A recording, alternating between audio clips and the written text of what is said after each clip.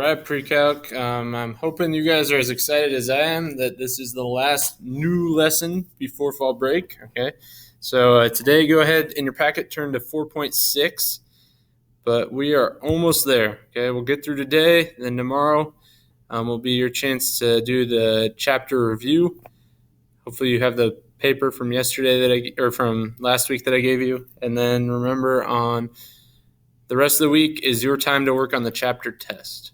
So this final thing today, sometimes we might have to find the zeros of an equation and we don't have anything to start with. So typically what we've done so far, we're told like find the other zeros if you're given that one of the zeros is -2.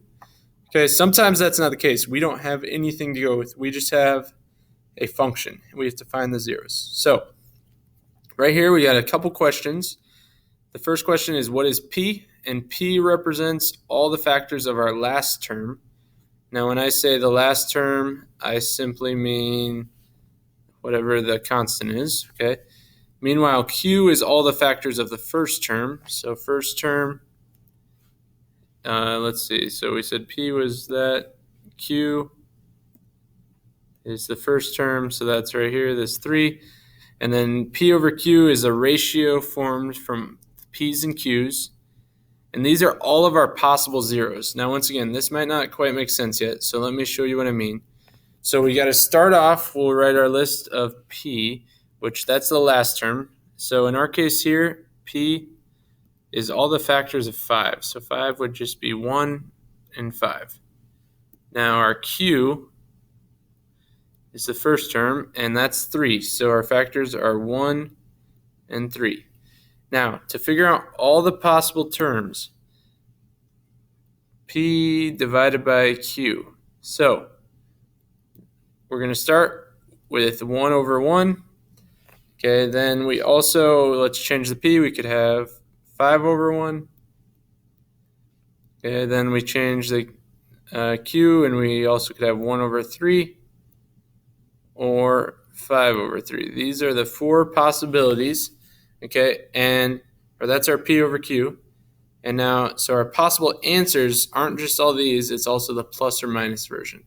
So what are the possible zeros that we could have on this problem? Be plus or minus 1, plus or minus 5, plus or minus 1/3, and then finally plus or minus 5/3. And this box right there, that is the possible zeros. That's our answer. Okay, so if you'll notice, there were only 2 possible of both of these, but there's actually 8 possible zeros for this equation. So 8 possible zeros.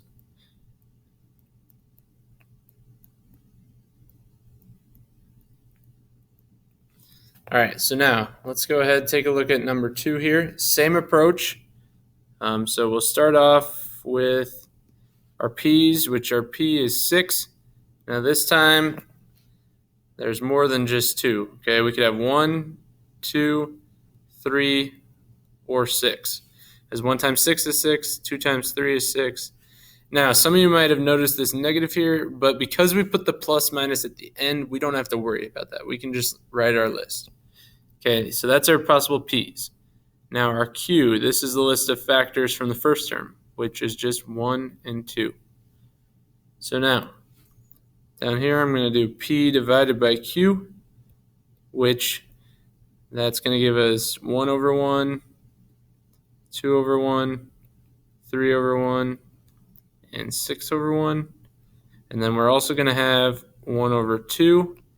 Now, when we do this, let's go ahead and write out all of these. However, 2 over 2, some of you might notice 2 over 2, if we reduce that, is already accounted for. Okay. Meanwhile, 3 over 2 and 6 over 2. So now when I write my actual list of zeros, I don't have to put all of these because some of them are already accounted for.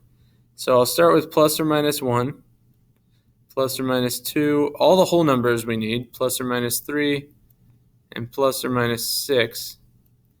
Then plus or minus 1/2. When I get to this next one, 2 over 2, hopefully you see 2 over 2 reduces to 1, so we already have that. The next one, 3 over 2, I don't have, so I'll do plus or minus 3 over 2. But now 6 over 2. 6 over 2 reduces the 3, which we already have spoken for. So right here, and on this one, there was 1, 2, 3, 4, 5, 6 times 2, so 12 possible zeros. Now, what I mean by 12 possible zeros is these are the 12 numbers that it possibly could be. We know that it is the zeros, like this one is a degree 2, so we know there's 2 zeros. These are the only numbers it could possibly be. Okay, it's one of these 12 numbers that are my 2 zeros. Okay, so this next one, P. We got to find P first. So P is 18. So we're going to have 1 and 18. We also have 2 and 9. And then we also have 3 and 6. So there's 6 numbers there. And I like that strategy where you always start and work your way out and kind of narrow in on it. Okay. And if you weren't sure if you had got them all, you could check 1, 2, 3, then try 4 and 5, but 4 times 5 is 20. So we know that doesn't work. Okay. So now we need to find our Q. So our Q in this case is 1. That is good. That makes it really easy for us. I'm going to go ahead and save some time and just write my list of P's over Q's as my final answer. So we know it's going to be plus or minus 1, plus or minus 2, plus or minus 3, plus or minus 6, plus or minus 9, and then plus or minus 18. The reason I was able to do that is just because since there was only one number on the bottom and 1, they're all going to be whole numbers, and we know they'll all be unique. So sometimes we just have to find the zeros, or the possible zeros. Sometimes we actually need to find the zeros. So here you can see on the back, this question asks us to find the possible zeros. So the first thing we should do is establish kind of our list. So we need to list our different P's and Q's. And these are important because they are the different possibilities of what we could have. Okay. And also notice it's degree 3, which tells us there will be 3 zeros. So we know we're looking for 3 different answers, and that will be the answer to our question. Now, let's go ahead and start. We need to list our P's and our Q's. So our P in this case is 15, so 1 and 15, and then 3 and 5.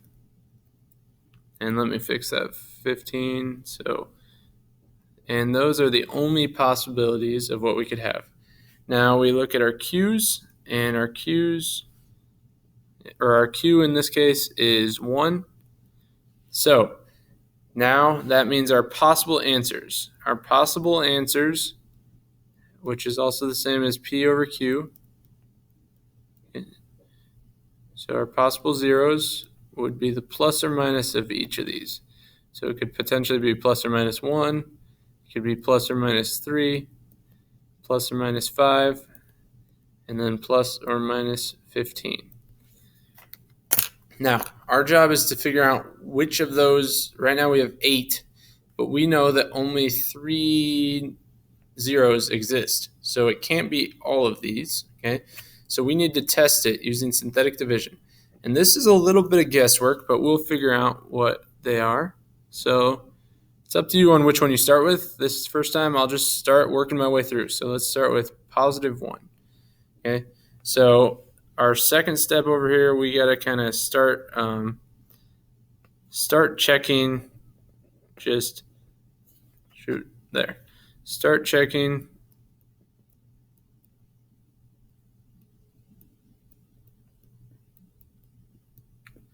And it's up to you. I like to do the positives first, then do the negatives. And the reason I think that's easier is because positive just makes it a little easier to work with. We got to keep checking positive then negative till we find one. And when I say we find one, we know if we don't get 0, that means it doesn't work. If we do get 0, then it works. Okay. So Step 1, let's write our coefficients, or our leading coefficients. So we got 1, 7, 7, and negative 15. We always know we drop the 1 first, or the leading term. 1 times 1 is 1. We add, we get 8. 8 times 1 is 8. We add, we get 15. 15 times 1 is 15, which is good because we get a 0 here. So right here, 1 we know is one of our answers. Okay, now to find the other ones, hopefully it's pretty easy for us because we can now rewrite this as a depressed equation. Okay, so we're going to rewrite that as x squared plus 8x plus 15. We factor that, we get x plus 5 and x plus 3. And if we set that equal to 0, we know it's the opposite of both of those. So both negative 5 and negative 3 are my answers. Now, that one was pretty easy because we guessed it on the first try. Sometimes that is not always going to happen. Okay, so our next one, example 4. And once again, if this is a little confusing, I understand. Feel free to ask me any questions about it later this week. I know the test will go live before you see me, but if you aren't confident on how to do it, you can definitely send me an email, ask me to do a Google Meet. I'll find a way to get in touch with you if you tell me that you need help. So, question 2 here. Once again, it's degree 3, so we know we're going to have 3 zeros.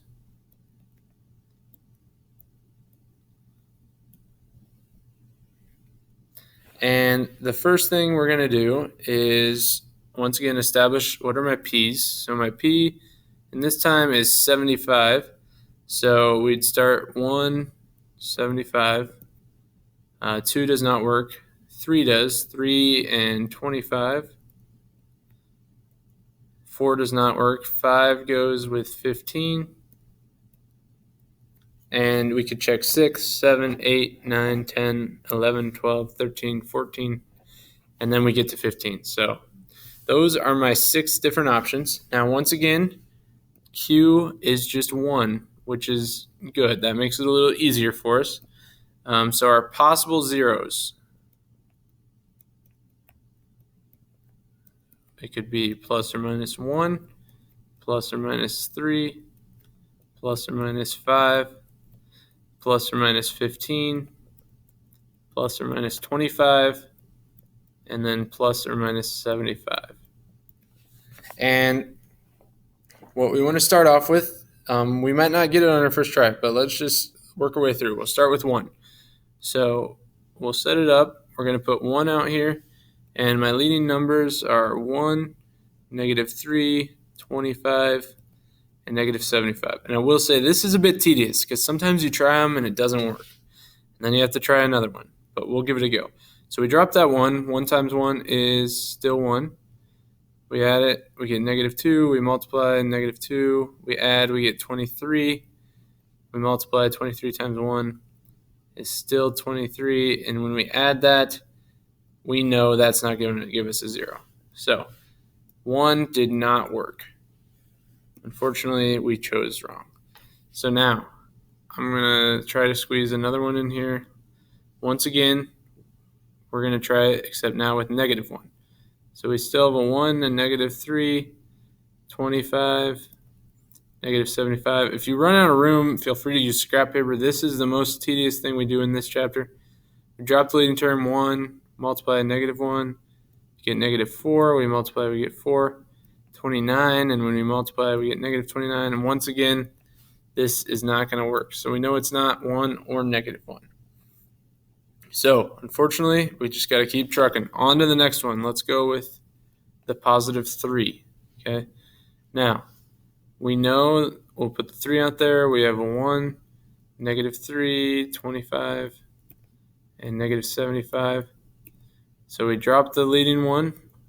1 times 3 is 3. We add straight down. We get 0. 0 times 3 is 0. We get a 25. 25 times 3 is 75. And good news, that adds up. We get 0, which means 3 is one of my zeros. Thank goodness we found one. Now, to find the other ones, this hopefully is easier. Our third step, which I forgot to write, is we just write a new polynomial. So if I write a new polynomial, then I can hopefully factor it, or I keep checking with that one. So in our case here, the new polynomial will be x squared plus 25. Oops, let me fix that.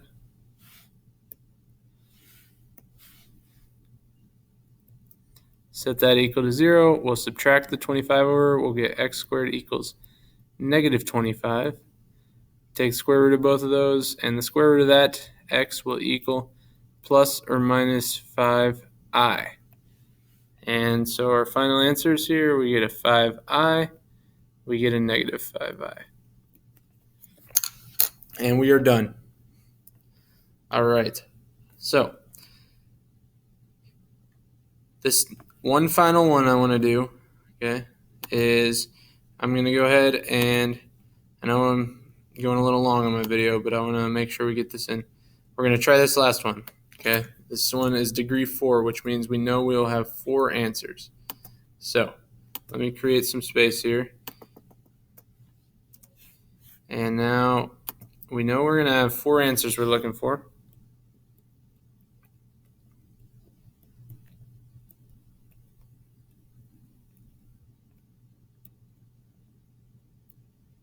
All right. So first thing we got to do is write our p's. So our p in this case is 18. So the possible 1, 18, 2, 9, and I might have not left quite enough space, but 3 and 6. And once again, thankfully, Q is 1.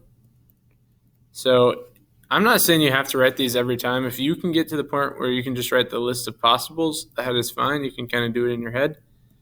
But my possible options then, plus or minus 1, plus or minus 2, plus or minus 3, plus or minus 6, plus or minus 9, and then plus or minus 18. So first step again, we set it up and we have our 5 terms here. So 1, negative 3, negative 7, 27, and negative 18. And we'll just start with the positive 1. So I drop the 1. 1 times 1 is 1. We get negative 2. We add that, we get negative 2 again. Negative 7 times negative 2 is negative 9, which if I multiply there, negative 9. Add down, we get 18. We multiply, we get positive 18, which is good. That gives us 0. So we know that one of our zeros is positive 1. Okay. Now we have 4 more to find, and it's kind of up to you on how you do this. However, if we look here, this equation, if I wrote it as a depressed equation, since there's 4 terms, it's going to be x to the third, x to the third minus 2x, x squared, and then it's minus 9x plus 18. And we can't factor that. I mean, you could do it using grouping, but that's not something we've really talked about. So let's go ahead and we're going to keep checking. So when I say keep checking, I mean we're going to take these numbers and now we're going to run it through with the next one. So we did 1, now let's do negative 1. So we drop the 1, 1 times negative 1 gives us that. We add it down, negative 3, we multiply, we get positive 3, negative 6, and we get 6. And if we would add down, we get 24, which is not 0, so unfortunately that did not work. So we need to check it again now, and we're going to use the same starting points. So we already did the first one, so we know that we have factored out that 1, and this is what we were left with. So now we can use a 1, a negative 2, a negative 9, and an 18. And once again, I agree this is a bit tedious, but fortunately sometimes that's how we have to do it. So let's go ahead, our next one, positive 2. We'll try that. So we always start, we drop the 1. 1 times 2 is 2. We add, we get 0. 0 times 2 is 0. We get negative 9. We multiply and we get negative 18. We add straight down and we get 0. Good news, we found another one, and this is especially good news because now we have our polynomial, the new polynomials, in a way that I think we can factor that. Okay, so it's going to be x to the second minus 9. That will equal 0. If we add the 9 over, we get x to the second equals 9. We'll take the square root of both sides, and we get x to be plus or minus 3. Okay, so all I have to do here then, and I'm done, is 3 and negative 3. So today's lesson, of all the things we covered this year, maybe the most confusing, the most tedious, the longest video for sure. But hang in there. This is the last video before fall break, so just keep working for me. Only like 1 or 2 of these that you got to do for today. And let me know if you have any questions. Bye.